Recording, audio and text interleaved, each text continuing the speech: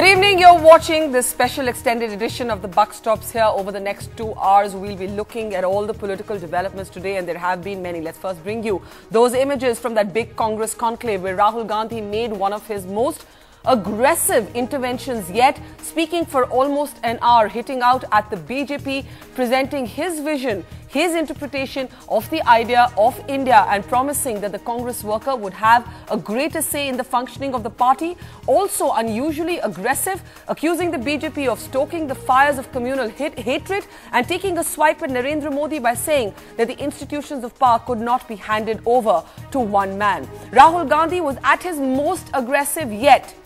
This is a new avatar. Can Rahul Gandhi in this new mode reboot the Congress? That will be one of our big debates tonight, but there have been several other big political developments as well. We're looking tonight on the program at Battle 2014. Rahul Gandhi has given a call to arms. He is the general today who's asking his troops to galvanize. Can he reinvigorate a demoralized Congress? From being diffident and reclusive, Rahul Gandhi, as we said, has gone to being very aggressive today. Is this a new avatar? Will it last? And can it work? Meanwhile, after Manishankar Iyer mocks Narendra Modi's origins as a child of a tea vendor, Arun Jaitley and others in the BJP hit back. Manishankar Iyer refuses to apologize. Rahul Gandhi singles him out for praise. Arun Jaitley says, let the battle of 2014 be one of a former tea vendor versus the dynasty. The Aam Aadmi Party, and let's not forget them, where do they figure in the battle of 2014? Well, the Aam Aadmi Party is at war with the police. Will anarchy bring down the Aam Aadmi Party? And on battle 2014, who is more war ready? That'll be our big focus on the program tonight. And let's start with bringing you some key excerpts from Rahul Gandhi's speech. This is a turning point in our nation's journey. Nobody is in the mood to accept less than their full and complete right. No one is willing to compromise anymore. They want individual choice. They want participation. They want a fair deal. And frankly, they deserve it. This is the reality. Either we wake up to their aspirations, or we have no business to claim that we represent them. We do not respond by proposing oversimplified non-solutions. We do not respond by subverting democratic institutions and blocking parliament sessions year after year, day after day. आपके जो opposition के लोग हैं, ये जो भी बोलना चाहते हैं बोलते हैं। ये ऐसे लोग हैं भैया, ये ऐसे लोग हैं, इनकी मार्केटिंग बहुत बढ़िया है, बहुत बढ़िया मार्केटिंग है, चमक है, गाना है, नाच है, सब कुछ है। ये ऐसे लोग हैं भैया, ये ऐसे लोग हैं, ये गंजों को कंगे बेच डालेंगे। प्रधानमंत्री को मेंबर ऑफ पार्लियामेंट चुनते हैं। प्रधानमंत्री को मेंबर ऑफ पार्लियामेंट चुनते हैं, ये हमारे कॉन्स्टिट्यूशन में लिखा है।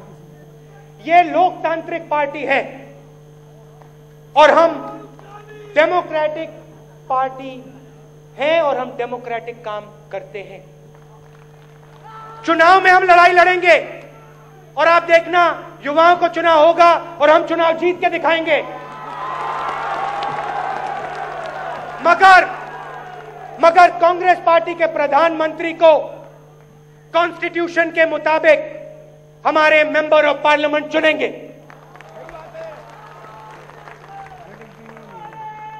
एक और बात कहना चाहता हूं। मैंने कहा कि मैं आपका एक सिपाही हूं। जो भी आप मुझसे करवाना चाहते हो, मैं करने को तैयार हूं। आप कहो और मैं करने को तैयार हूं, चाहे वो कुछ भी हो। So we'll be analyzing whether Rahul Gandhi in his new avatar can script a phoenix, rise from the phoenix moment, as it were, for the Congress party? Can he reinvigorate the flagging Congress campaign? But before that, Manishankar Iyer grabbed some headlines for all the wrong reasons today when he mocked Narendra Modi's origins. मैं आपको वायदा करता हूं कि इस 21वीं सदी में नरेंद्र मोदी कभी भी देश के प्रधानमंत्री नहीं बनेंगे। लेकिन यहां आकर चाय का वितरण करना चाहते हैं तो हम उनके लिए कुछ जगह बना रखते हैं।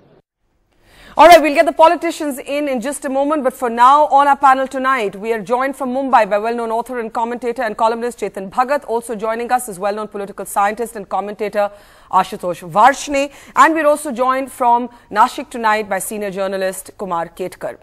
I'd like to start with you, Chetan Bhagat, as somebody who has been a caustic critic of Rahul Gandhi on Twitter and elsewhere. It's interesting that your overall verdict of Rahul Gandhi was that the speech was good. What stood out for you in this speech, Chetan?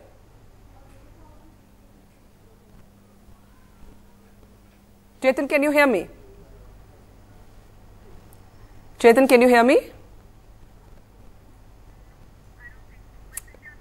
All right, Jyotiraditya Scindia is with us. We'll try and get that line to Chetan Bhagat fixed in just a moment. Jyotiraditya Scindia, I want to start by asking you. You have been amongst those who has been saying throughout that Rahul Gandhi should have been made the prime ministerial nominee. Did it come as a disappointment to you that Sonia Gandhi virtually vetoed that demand by several senior leaders of the party?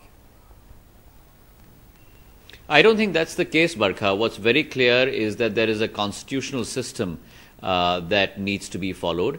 Within that constitutional system, it's clear that the members of the largest party that is called in to form government will elect their leader. What we were all auguring for is that he should spearhead the campaign, and that certainly has happened. So a very clear signal has been sent down the cadre as well as on a national scale that Rahul Gandhi is the face of the Congress party in election 2014 and for the future. But yes, I know that Rahul Gandhi did make that point, Jyotiraditya, about the constitution saying that the MPs would choose who the prime minister is. But this seems to be a bit confusing, because if on the one hand all the Congress people believe that if the Congress were to win by some fluke, Rahul Gandhi would be the prime minister, then why not just declare him as such? Do you not think he comes across as looking like he's avoiding a contest with Narendra Modi? Not at all. I would actually say it's the other way around. Wherein you have other national parties that are being presumptuous and projecting prime ministerial candidates. You, for one, Barkha, have always argued for a democratic process to be followed. And when the Congress is doing that right till the T, I don't see why any of us should have an objection. It has always been the prerogative and the right of elected members of parliament to choose their leader in Parliament, and that is the practice that has always been followed, and the Congress is choosing to follow that practice. Before I open this up to the others, Jyotiraditya, do you believe that this was Rahul Gandhi in a new avatar? Because earlier we have seen him as quite diffident, we have seen him as not very communicative, he barely speaks to the press, his interventions have been erratic. Would you say that this is now a permanent new Rahul Gandhi? Because people don't quite know whether to read him as erratic. I mean, he's been erratic in the past. Can we assume that his interventions now and his persona now will be consistent? Well, I think the proof of the pudding is in the eating, and I think in the last couple of months you have seen him voice his opinion on literally every single issue that has occupied national center stage or at a state level. What he has articulated very clearly today and in a very pragmatic and a realistic manner is his strategy for the Congress party going forward, and also the strategy of the Congress party towards the nation. Our view of inclusive growth, our view of epitomizing what India stands for, and that thought being in the soul and heart of every Indian, the inclusive growth model, but also dissection of that inclusive growth model into different segments, and specifically talking about the segment between the middle class and above the BPL, and how to make sure that every segment rises above the pyramid. Because in India, we cannot have islands of prosperity. We need a sea of prosperity, and that's the argument that Rahul Gandhi has made. very clearly even enunciating the cause of women, because if 50% of our population is that of women, unless you involve women in every walk of life, in the developmental agenda, in the electoral agenda, you really cannot see the true Indian growth model develop. All right, I want to bring in Ashutosh Varshney now. We've also got Ashok Malik joining us, and we'll return to Chetan Bhagat when he's up with us. Ashutosh Varshney, one of your columns argued strongly that where the Congress was failing to read the writing on the wall was when it came to dynasty. And, you know, today we had a very interesting proposal from Mr. Chidambaram saying that 50% of the seats should have people under 35. But when you look at Patrick French's book, he actually has this data which says that 11 of the MPs in the Congress under 35 are actually what are called dynasts. Now, do you think that Rahul Gandhi at all addressed the dynasty issue today? He's postponed it by now, but at by not getting into whether he's the PM nominee or not, he's clearly not for now. But he keeps talking about deepening democracy without addressing the dynasty issue. Is that going to be a problem? What was your takeaway from his speech? Well, I don't think the question of deepening democracy within the Congress party at this point, whatever happens later, at this point, pragmatically speaking, requires that Rahul Gandhi not be the leader. What it requires is that as leader, he initiate an election process within the organization, and if the logic of that electoral process within the organization leads to the ouster of political families, then he should be ready for that. At this point, if he leaves the center stage, I think the Congress party will disintegrate. So, the question of addressing the dynastic principle is complex. In the end, of course, it means that he should go if the party doesn't want him. But in order to introduce the election principle meaningfully, I think he has to be at the helm. So that's the paradox of change. Okay, now I've got Chetan Bhagat back with me, but I'm just going to ask you, Jyotiraditya, very briefly. Rahul Gandhi could have announced internal elections. He could have chosen this moment, because it was a very passionate speech otherwise, it was a very energized speech otherwise. A lot of people say it's Rahul Gandhi's best speech so far. He could have chosen this moment to announce those internal elections that haven't taken place in the Congress now for decades. Well, I think, Barkha, the writing is pretty much on the wall. You have to understand that when you're talking about an organization that spans the length and breadth of this country, the very fact that change is coming in rapidly, through the Youth Congress and the NSUI, and the step that he has taken to do some sort of a primaries in terms of choosing Lok Sabha candidates for some constituencies. I think the writing is very clearly on the wall that every position within the party will be done through an electoral process. And also, let's not forget that the Congress party was the first one to start this paradigm shift 3 or 4 years ago. In many political parties, or let me say this, that in most political parties, you do not have an electoral system at any level. So I think, if at all, the Congress party needs to be complimented for actually starting that revolution right down from the grassroots level. I'm hoping, Chetan Bhagat, you can hear me now. I was asking you in the beginning that as a caustic... Yeah, I can. Thanks. As someone who's been very critical of Rahul Gandhi quite often, I was surprised to find a not so scathing remark. In fact, it was a compliment. On Twitter, you said, overall verdict, RG's speech good. What stood out for you? Well, I mean, it's a good speech. I mean, you know, we all, there's a lot of criticism he's got, but it was not a bad speech. Now, whether it will be followed up by good actions, that remains to be seen. But I think Congress was at such an all-time low that they could only go up with even the incremental move. And I think, you know, this may be just fortunate timing for them, but his slightly improved Rajiv that we saw today, we saw today, is coming at the same time as the AAP's decline has started. And I don't know whether AAP will bounce back or not, that's a separate discussion. But, you know, people were losing hope, and people were like, well, is my only choice Modi? And then suddenly they feel, well, he is something out there. If we don't like Modi, and AAP is disappointing us, maybe Congress isn't dead after all, and Congress, and I think in that sense it may have done the job a little bit, but if this is all there is, then it won't be. And it was still a good verdict. It's not excellent because I felt he didn't own up to the mistakes and took a little more personal responsibility. It was just well delivered, and he is talking a little more. I think he's trying to blend. People are saying he's trying to be take things and be the Kejriwal. I think he's trying to be a blend of Kejriwal and Modi. I think he's trying to be, if you like Modi's development and if you like the more inclusive and the more social Kejriwal, then I can maybe be a blend. I think that's what he's trying to do. I must get Mr. Scindia in on that.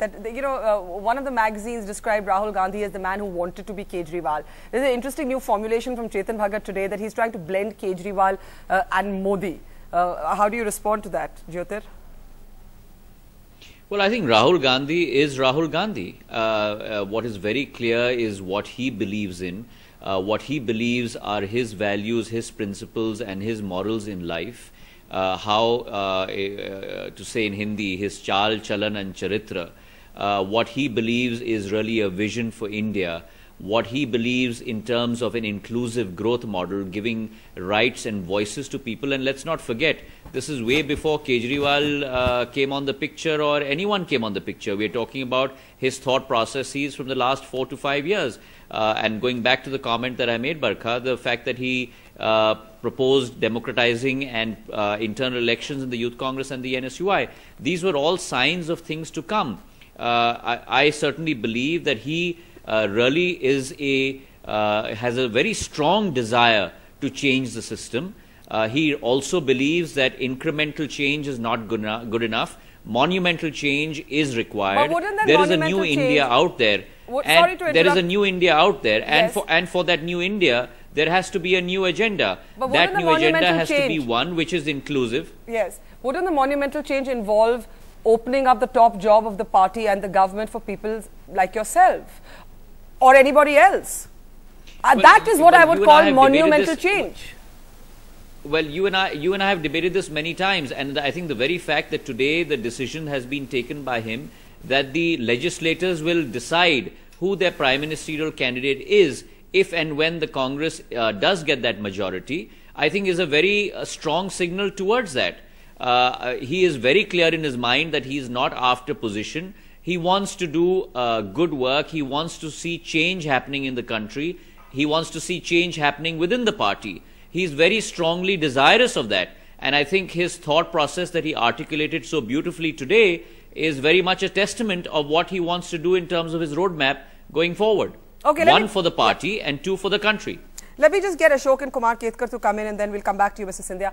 Ashok Malik, Chetan Bhagat says good delivery but didn't own up to enough mistakes or absences. The fact of the matter is that this was Rahul Gandhi in a new avatar, at least as far as the form went. In terms of the content, many of these are his very favorite ideas. He keeps talking about the democratization, the empowerment of the worker and so on. Today he's even talking about a mini primaries, for example, an experiment. Which is a very good idea, one must give him credit for that.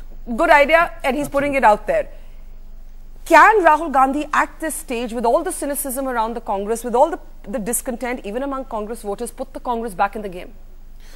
Two things here. One, in the past 1 year, Mr. Rahul Gandhi has given a lot of speeches, election speeches, non-election speeches, speeches at FICCI or CII and so on. It struck me today while listening to him that there were only 2 speeches that have stuck in my mind, that have been noteworthy in my This and Jaipur. This and Jaipur. Yeah. Jaipur was an emotional speech. We laugh at some of those phrases, but frankly, when they were delivered, we were all impressed by them, at least I was. Yeah. And today was a combative, aggressive speech. I was left wondering, where was this Rahul Gandhi when elections were happening? Why wasn't this Rahul Gandhi available in Gujarat in 2012? Why wasn't he going out there and shouting and screaming? And it also struck me that both these speeches, Jaipur last year and this one, were to party people, to party loyalists. Obviously, he loves his party, he's worked in his party, he understands his party. Is there a problem when he goes to a larger stage? Interesting question. Is he more at home with the cadre than he is with the people? Before I put that to Jyotiraditya Scindia, Chetan Bhagat, you're saying on Twitter, is it just me or has someone had a crate of Red Bulls before making this speech today? In many ways, speaking to what Ashok Malik was saying, where was this Rahul Gandhi hiding all this while? I have a... Hello? Yeah, Chetan, go ahead. Yeah, I have a theory on this. I think that Rahul was there, but Rahul was not as powerful as people think. I mean, he's very, very important in the party, but he only as long as he doesn't rock the boat too much. I mean, even for the ordinance, he had to come out to the media, even to Ashok Chavan. He couldn't just, he had to like publicly say, I want the Adarsh report to be seen again. I think with Kejriwal's victory, he got a little more ammunition for the real Rahul Gandhi to come out. I think AAP's victory has helped Rahul Gandhi in that way too, that, you know, when he talks about change, he talks about changing the system, there's a little more conviction out there. Whereas 2-3 years ago, when he may have been told by his seniors that, listen, it's all very nice to talk about this, but it doesn't really matter in elections. Now I think he has the backing, he has some data backing it. And I think that is what is bringing a slightly more aggressive Rahul Gandhi out.